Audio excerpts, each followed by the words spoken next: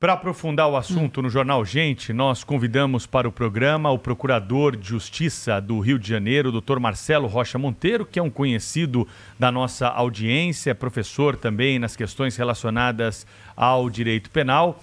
Doutor Marcelo, seja muito bem-vindo de volta aqui à Rádio Bandeirantes, ao Band News TV. Estávamos com saudade aí de aprender com o senhor e acompanhar as suas manifestações a respeito dos casos da violência no país, principalmente no Rio de Janeiro, que é o seu estado. Tem jeito para resolver essa questão? O governo do estado do Rio está apontando aí para a direção certa, para tentar dar um pouco mais de tranquilidade para a população nessa verdadeira guerra que vivemos há anos no Rio? Bom dia para o senhor.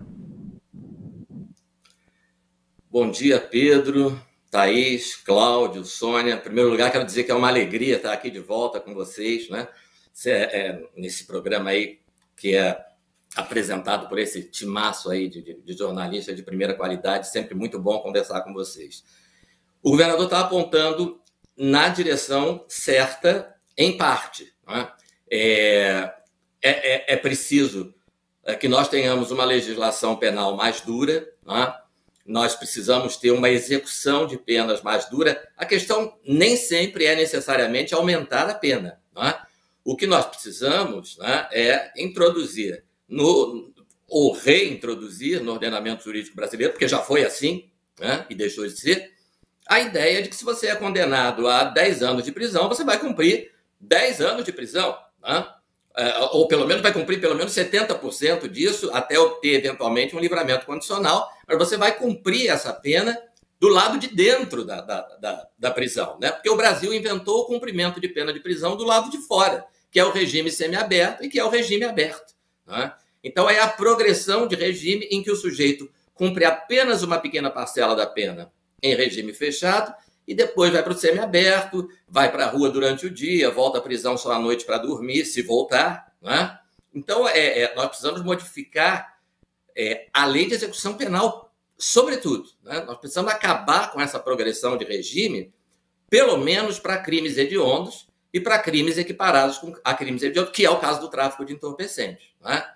Hoje nós temos uma legislação tão leniente, né? Se você vai no artigo 33 da lei de da lei de entorpecentes, né, tem um parágrafo lá, o parágrafo 4º, dizendo que o traficante vai ter a sua pena reduzida se ele for primário e não praticar atividades criminosas, nem fizer parte de organização criminosa. Agora, qual é o... Primeiro, se ele é traficante, ele já está desenvolvendo uma atividade criminosa. Segundo, qual é o traficante no Rio de Janeiro que não faz parte de uma das facções criminosas do tráfico aqui no Rio? Não tem traficante freelancer. Essas organizações não permitem concorrência, né? O PCC aí em São Paulo também não permite concorrência. Só como você não tem carteirinha de membro do PCC com retratinho colorido, não existe isso, né? A defesa diz, olha, o meu cliente é traficante, o réu é traficante, mas ele está por conta própria, ele vende cocaína sozinho. Então ele tem direito a essa redução de pena. E aí, em função dessa redução de pena, o Supremo tem entendido que você pode, inclusive, substituir a pena do traficante, a pena de prisão, por pena alternativa. Então, o traficante vai ser condenado a prestar 2 cestas básicas, por exemplo, né? Ou a pagar uma multa, né? Um sujeito que integra uma organização criminosa, porque, na verdade, ele integra, ele só não tem a carteirinha de membro, né? Vai ser condenado a uma pena absolutamente ridícula, não vai passar um dia sequer na prisão, né? Vai voltar para a rua e vão acontecer essas situações, né? Isso é parte do problema, não é o problema inteiro, mas isso é parte do problema aqui do Rio de Janeiro e, no caso dessa parte do problema, é nacional, né? Mas o Rio tem também o seu problema específico, que é a DPF 635. Doutor Marcelo, bem-vindo de volta aqui ao nosso programa, é um prazer imenso mesmo tê-lo aqui conosco. Queria saber o seguinte, doutor Marcelo, eles chegaram ao poder porque, assim, são tantas as facilidades, né, previstas numa legislação leniente, como o senhor bem classifica, né?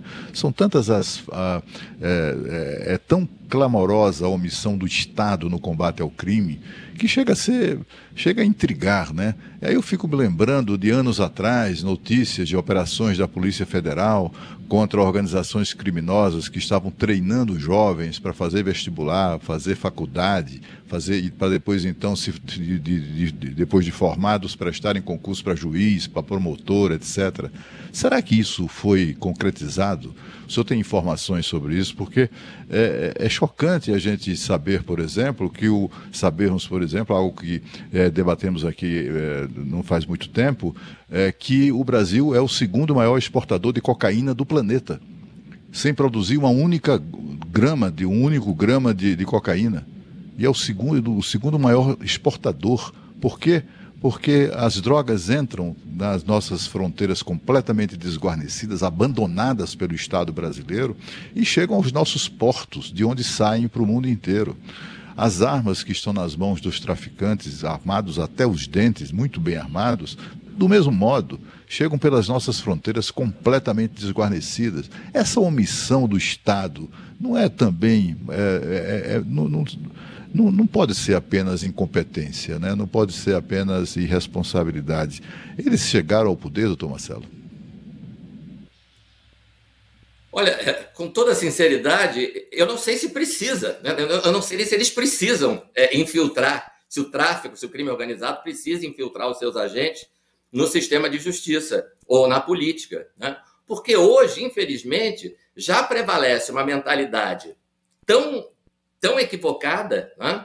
Que é a mentalidade de tratar o criminoso de uma forma mais branda, porque, afinal, coitado, ele é uma vítima das circunstâncias, ele é uma vítima da sociedade. Então, esse tipo de mentalidade equivocada, né, faz com que, por exemplo, aqui no meu estado, aqui nós temos 1.406 comunidades dominadas pelo crime organizado. 1.406. Nós estamos falando de mais de 1 milhão de cariocas e fluminenses, né, que vivem em comunidades onde quem manda é o crime organizado. 81% é tráfico, 19% é a milícia, né? Também temos isso aqui, a milícia. Né? E nessas comunidades o Estado não pode entrar. Né? Quer dizer, a Constituição não vale nesses locais. Vale a lei do tráfico, vale a lei da milícia. Né? E aí você tem uma decisão de junho de 2020 do Supremo, né, proibindo a polícia de fazer operações nesses lugares em caráter regular. Só pode fazer operações em situações excepcionais. Ninguém sabe o que quer dizer.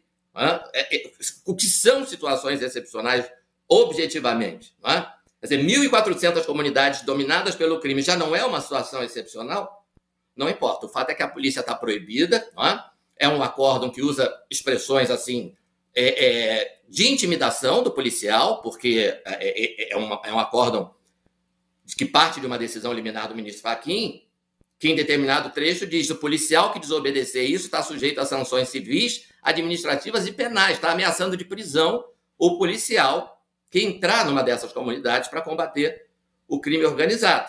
A partir disso, todo mundo que trabalha em segurança pública aqui no Rio sabe que o tráfico e a milícia só se fortaleceram e se expandiram territorialmente, fortaleceram-se em termos de armamento, de lucro, é claro, porque se você não tem a polícia de forma cotidiana, né, para atrapalhar, você vai lucrar muito mais com a sua atividade ilícita, seja a venda de cocaína, seja aquela venda de taxas ilegais que a milícia cobra para o morador ter direito a gás, ter direito à internet, esse tipo de coisa.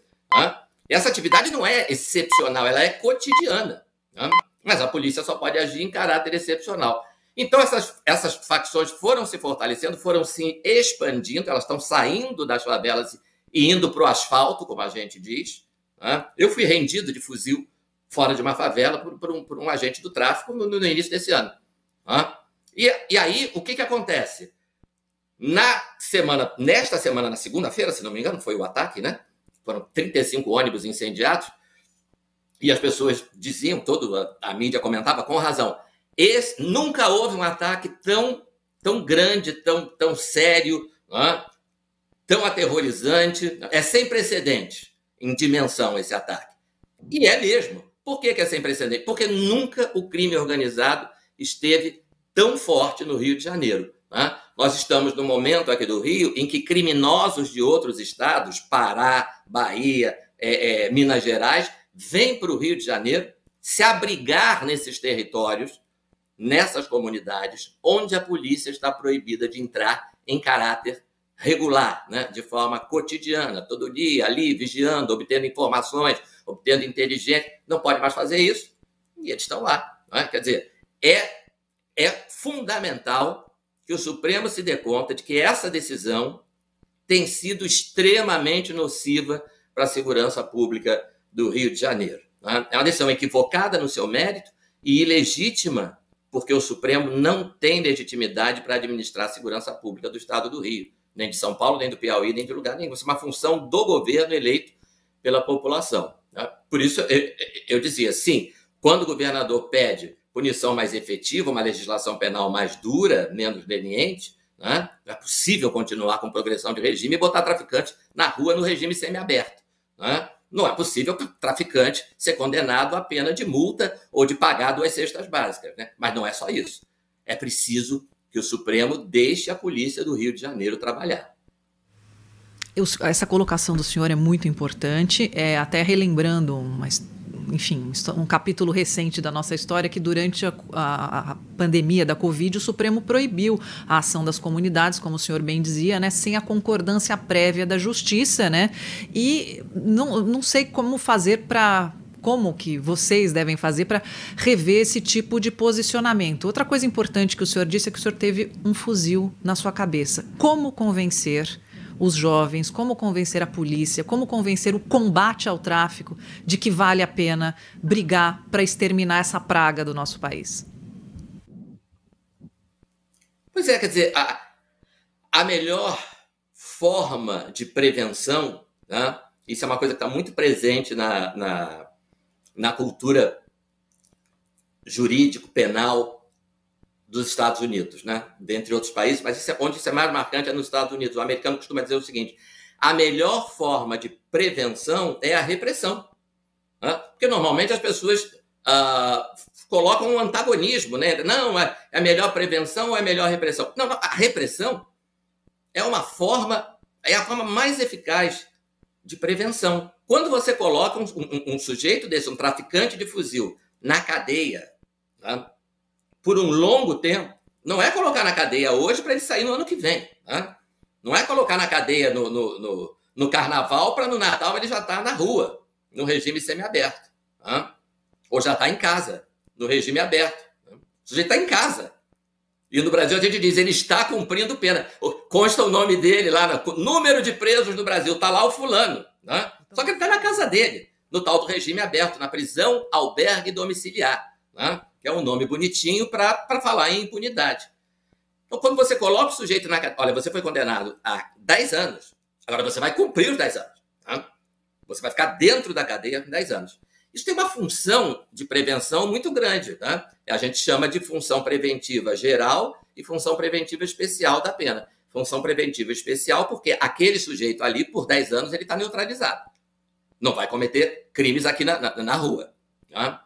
E a função preventiva geral é porque os outros indivíduos que estavam pensando em cometer o mesmo crime, né, vão dizer, opa, talvez seja melhor não, tá? Porque o companheiro lá estava vendendo cocaína, estava tomando conta lá do ponto de venda de fuzil, pegou 10 anos, vai ficar 10 anos na cadeia. Tá? Então, melhor a gente partir para outro ramo, porque esse aí parece que não está funcionando muito bem. Né? Porque, veja, o criminoso sabe disso. Né? O criminoso é bem informado, ele sabe de tudo. Né? Assim que começou essa questão da proibição da polícia aqui no Rio, nós começamos a ver traficantes de outros estados vindo se refugiar aqui. Eles sabem da situação. Né? Eles se comunicam. Então, é muito importante, né, que a pena, que a punição efetiva seja aplicada, né, para que o criminoso que faz o seu cálculo de custo e benefício, né?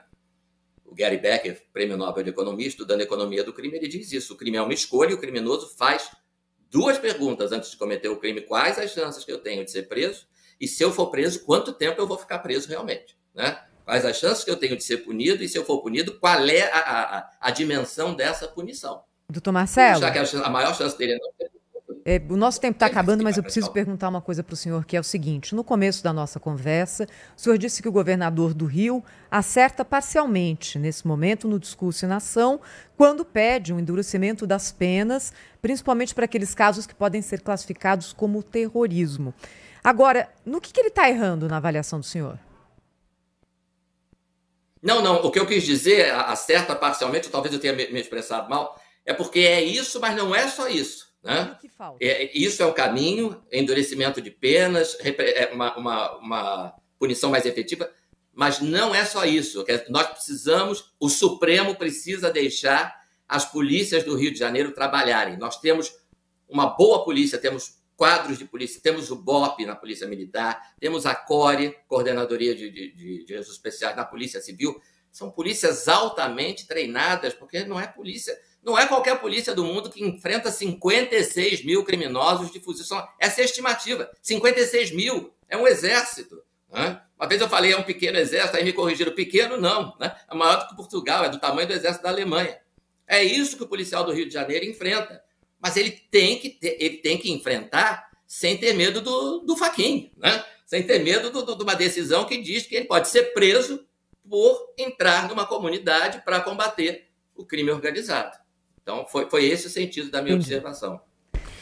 Doutor Marcelo Rocha, o senhor vai voltar aqui ao programa, tem muita coisa para a gente falar ainda, o tempo é curto aqui, precisamos nos esmiuçar e contar aí com os seus conhecimentos, com as suas informações para debater a fundo a violência no Rio de Janeiro e no Brasil. Grande abraço, hein? Um abraço para o senhor, até a próxima. Até a próxima, grande abraço para vocês, muito feliz de revê-los. Obrigada, doutor. Obrigada. Abraço.